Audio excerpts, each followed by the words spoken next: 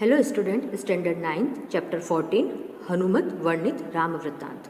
In Sanskrit literature, Valmiki is considered the Adi Kavi, the Anushtup mantra, a special kind of mantra of 4 padas which have been used and is still in use in great measure in Sanskrit literature, is believed to have been invented by Valmiki. As the Ramayana was composed by him, it is called the Adi Kavya, and as he was a rishi, it is also called Arsh Kavya. The Ramayana has 7 kand. The first kand is Adi Kand and the last is Uttar Kand. It is estimated that there are a total of 24,000 shlokas in the Ramayana, and hence it is also called Chaturvinshati Sahasri Sanhita. In ancient times, when all books were written by hand, the Ramayana too has been written in many scripts. Collecting many such manuscripts from India and abroad, Department of Indology, MS University has prepared a free from fault edited version. The following verses have been taken from the Sundarkand of the Ramayana. Hanuman goes to Lanka and meets Sita in Ashok Vatika. In order to convince Sita that he is really a messenger of Ram, he shows her Rama's ring and also narrate in short the major event of Rama's life so far. During this, he also describes Rama's quality. We should remember that these qualities have made Rama great, and if we are able to imbibe these qualities, we too can become great. In this, what we have to learn from this lesson?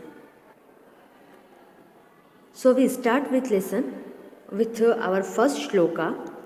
राजा दशरथो नाम रथ कुंजर वाजीमानः पुण्यशीलो महाकीर्ति ऋजुरांसिर महायशा। अब यहाँ पर जब हनुमान सीता से अशोक वाटिका में मिलने आए तो सीता जो है वो सारे समय राक्षसों से घिरी रहती थी, तो वो आइडेंटिफाई नहीं कर पाई कि यह भी कोई राक्षस है या सच में भगवान श्री राम का कोई दूत है। तो इसे प्रूफ करने के लिए हनुमान ने पहले तो राम ने जो रिंग दी थी सीता माता के लिए वो रिंग उन्होंने दी, और उसके बाद उन्होंने शॉर्ट में जो है वो राम के पूरे लाइफ में अभी तक की लाइफ में जितने भी इम्पोर्टेंट इवेंट्स हुए हैं उन सभी को एक्सप्लेन करना शुरू किया। तो राजा दशरथो नामः, there was a king by name of Dasharath. यहाँ दशरथ नाम का एक राजा है जो कैसा है, हु वॉज वेरी फेमस। महाकीर्ति का मतलब होता है जो बहुत क्या है, फेमस है। रिजु, रिजु मीन्स ऑनेस्ट, और साथ में क्या है, ईमानदार है। राशि महायशा, और जिनका जो यश है वो कैसा है, बहुत ही महान है। और साथ में क्या है, वह बहुत ही पुण्यशाली हैं, स्ट्रेट फॉरवर्ड हैं और साथ ही बहुत ही पुण्यशाली हैं।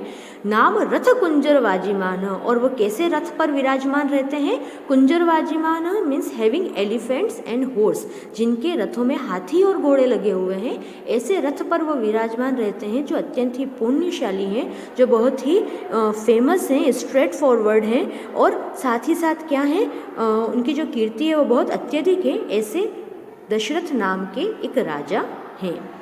तस्य पुत्रः प्रियो ज्येष्ठ तारा अधिपति भाननः रामो नाम विशेषज्ञ श्रेष्ठ सर्व धनुष्तामः। तस्य पुत्र प्रियो ज्येष्ठ, उनके पुत्र, ज्येष्ठ का मतलब होता है बड़े। His eldest son Rama who is dear to him and he is best among all the archers who has excellent knowledge. विशेषज्ञ का मतलब होता है excellent knowledge. Whose face is like the moon।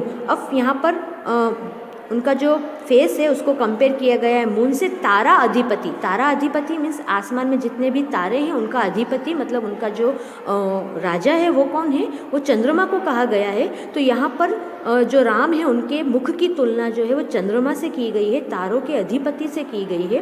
तो उनका जो मुख है वो चंद्रमा के समान है, जो राजा दशरथ के सबसे प्रिय और ज्येष्ठ पुत्र हैं, जो सभी धनुर्धरों में सर्वश्रेष्ठ हैं और जिनका जो ज्ञान है वह बहुत उत्तम है। ऐसे राम की मैं बात कर रहा हूँ।